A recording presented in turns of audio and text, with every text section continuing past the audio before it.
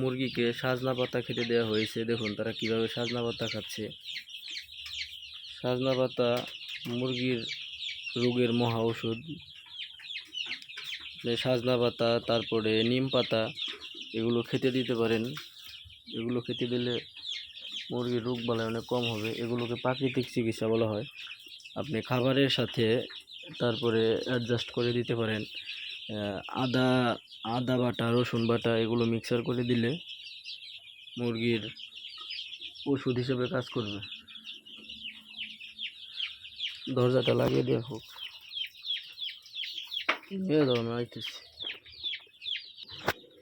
আমরা মূলত সবসময় বেশিরভাগ মানুষই ওষুধের উপরে নির্ভর করে থাকি। আসলে ওষুধ, দোকানের ওষুধ ছাড়াও যে প্রাকৃতিকভাবে মুরগিকে চিকিৎসা দেওয়া যায়, সেই চিকিৎসাই মূলত আসল চিকিৎসা। কারণ প্রাকৃতিকভাবে কোনো চিকিৎসা দিলে মুরগির কখনো কোনো ক্ষতি হয় না, মুরগি সুস্থ থাকে। কাজেতেই মুরগিকে সুস্থ রাখতে হলে প্রাকৃতিক চিকিৎসা দিতে হবে, এবং প্রাকৃতিক চিকিৎসা দিলে খরচ, টাকা পয়সা বেঁচে যায়, খরচ কম হয়। সেক্ষেত্রে আপনারা চেষ্টা করবেন যাতে প্রাকৃতিক চিকিৎসা দেওয়া যায়। আমি মাঝে মাঝে নিম পাতা বাইরে দিই, এবং আজকে সাজনা পাতা দেওয়া হয়েছে। আর খামারে ঢুকলে নজর রাখতে হবে কঠিনভাবে কোনো মুরগি অসুস্থ আছে কিনা। যদি অসুস্থ থাকে তাহলে চিহ্নিত করে সেই মুরগিকে আলাদা করে রাখতে হবে। দেখুন কিভাবে সাজনা পাতা খাচ্ছে তারা।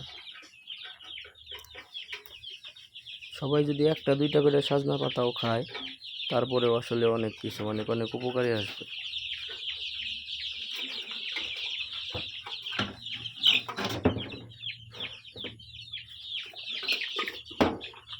মাঝে মাঝে নিম পাতা এগুলো বেঁধে দিতে হবে। নিম পাতা খেলে কৃমি, তারপরে এক কথায় অনেক রোগের চিকিৎসা হয়ে যায়। দেখুন কিভাবে তারা সজনে পাতা খাচ্ছে। আদা, রসুন এগুলো খাবারের সাথে মিশিয়ে দিলে আরও উপকার। তারপরে পানির সাথে হলুদের গুঁড়া আছে, ওগুলো হালকা পরিমাণ মিশিয়ে পানিতে মিশিয়ে খাবার দিলে তাতে অনেক উপকার আছে। আমার এখানে অর্ধেক ঘরে এদেরকে ছেড়ে রাখছি আপাতত, আর বাকি অর্ধেক আটকানো আছে। এই পাশে ভাবছি আরও 200 বাচ্চা তুলবো। আর যদি বাচ্চা না তুলি 200, তাহলে সবটুকু ঘরের মধ্যে এদেরকে আর কি ছেড়ে দেব। আপাতত এখনও সিদ্ধান্ত হয় নাই। চিন্তা ভাবনা করছি এদের বয়স 1 মাস হলে তারপর সিদ্ধান্ত নেব যে এদেরকে কি ছেড়ে দেব এখানে সবটুকু ঘরে, নাকি আবার নতুন করে বাচ্চা তুলব। এখন পর্যন্ত সিদ্ধান্ত নিতে পারিনি। আর আমি এখন হইল গিয়ে দেশি মুরগি আসলে লাভজনক, আমি যতটুকু জানি। আর আমাদের বাড়িতে মূলত আগে থেকে 5-10টা করে দেশি মুরগি পালতো, কিন্তু ফার্মিংয়ে আমি প্রথমবার। কিন্তু ফার্মিংয়ে এখানে আমি হাঁস পালতাম আগে। হাঁসে মোটামুটি অনেক লাভজনক যদি বিলে ছেড়ে খাওয়ানো যায়।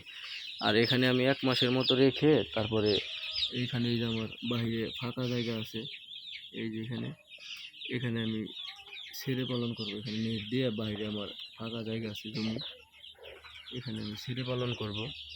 আর ছেড়ে পালন করলে আশা করি ইনশাল্লাহ লাভ হবে 100%, আল্লাহ যদি সহায় থাকে। দেখুন সাজনা পাতা তারা কীভাবে খাচ্ছে। যাই হোক, আমার জন্য দোয়া করবেন এবং মুরগির জন্য দোয়া করবেন, তারা যেন সুস্থ থাকে। আল্লাহ হাফেজ।